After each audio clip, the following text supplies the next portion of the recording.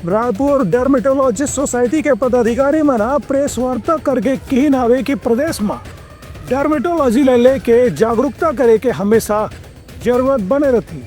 जेकर पर ये प्रयास करे जात हवे। रायपुर डर्मेटोलॉजी सोसाइटी के संबंध में एक प्रेस कॉन्फ्रेंस में बताया गया है कि लोगन मन में चर्म रोग के अलग अलग कारण रहते। इस संबंध में जब तक लोगन मन ला जागरूक नहीं करे जाही तब तक के लोगन मन ला आजकल के प्रदूषण के माहौल में चर्म रोग के शिकार बनना जारी रही। इस संबंध में रायपुर के डर्मेटोलॉजिस्ट मन के एक संगठन बनाए गए है जिन इंडियन मेडिकल एसोसिएशन से भी मान्यता प्राप्त है और छत्तीसगढ़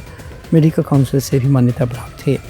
इस संबंध में आरडीएस के पदाधिकारी मन के कहना है कि आरडीएस त्वचा, बाल, नाखून, यौन रोग, कुष्ठ रोग समेत अलग अलग क्षेत्र में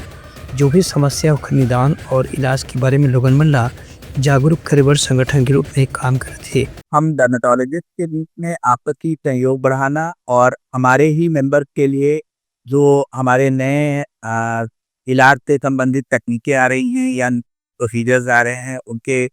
छोटे छोटे वर्कशॉप करा करके सभी को इसके बारे में उनका जानकारी और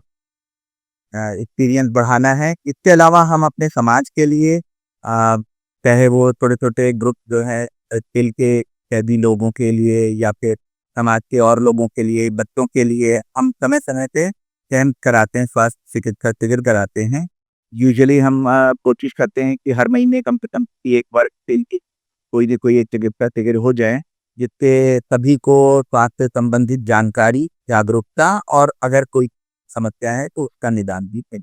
उनका ये भी कहना है कि आने वाला समय में आरडीएस के गतिविधि ला पूरा प्रदेश में विस्तारित करे जाए, जेकर से ग्रामीण और शहरी दोनों क्षेत्र के लोगन मन ला त्वचा संबंधी बीमारी से बचाए में मदद करे जा सके। ब्यूरो रिपोर्ट, उठलंगा न्यूज़।